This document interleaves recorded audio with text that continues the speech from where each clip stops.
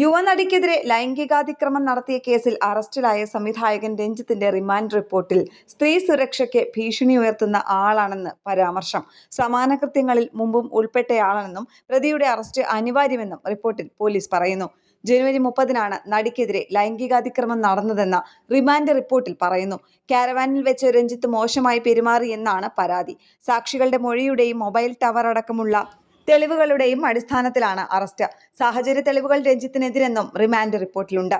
Shooting സെറ്റിൽ വെച്ച് അതിക്രമം നേരിട്ട യുവതി കരഞ്ഞുകൊണ്ട് പുറത്തേക്ക് വരികയായിരുന്നുവെന്നും ഷൂട്ടിംഗ് സെറ്റിലുള്ളവർക്ക് ഇക്കാര്യങ്ങൾ അറിയാമെന്നും കമ്മീഷണർ കാളിരാജ് മഹേഷ് പറഞ്ഞു.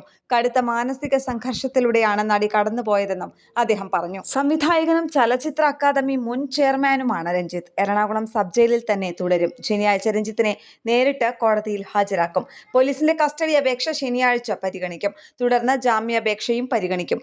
അതേസമയം എല്ലാം തെളിയുമെന്നായിരുന്നു സബ് ജയിലിൽ പ്രവേശിപ്പിക്കുന്നതിന് മുൻപ് രഞ്ജിത്ത് മാധ്യമങ്ങളോട് പ്രതികരിച്ചത്. ഒലിയിടത്തിലേക്കുള്ള യാത്രക്കിടെ തൊടുപുഴ മുട്ടത്ത് നിന്ന് ഇന്നലെ രാത്രി പിടികൂടിയ രഞ്ജിത്ത് രാത്രി മുഴുവൻ കഴിഞ്ഞത് എറണാകുളം ജനറൽ ആശുപത്രിയിലാണ്.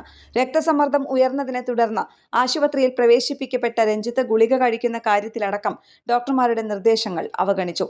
രാവിലെ 7 മണിയോടെ രഞ്ജിത്തിനെ കൊച്ചി മരടിൽ മജിസ്ട്രേറ്റിന്റെ വീട്ടിലെത്തിച്ചാണ് 2 ആഴ്ചത്തേക്ക് റിമാൻഡ് ചെയ്തത്. തുടർന്ന് സബ് ജയിലിലേക്ക് മാറ്റി. കഴിഞ്ഞ ആഴ്ചയാണ് പരാതിയുമായി നടി സിറ്റി പോലീസ് കമ്മീഷണറെ സമീപിച്ചത്. തുടർന്ന് DCP അശ്വതി ജിജിയുടെ നേതൃത്വത്തിൽ പ്രത്യേക അന്വേഷണ സംഘം രൂപീകരിച്ച് രഹസ്യമായി നടത്തിയ പ്രാഥമിക അന്വേഷണത്തിന് ശേഷമായിരുന്നു ഇന്നലെ രാത്രി രഞ്ജിത്തിനെ കസ്റ്റഡിയിലെടുത്തത്. ന്യൂസ് ഡെസ്ക് കേരള പ്രണാമം.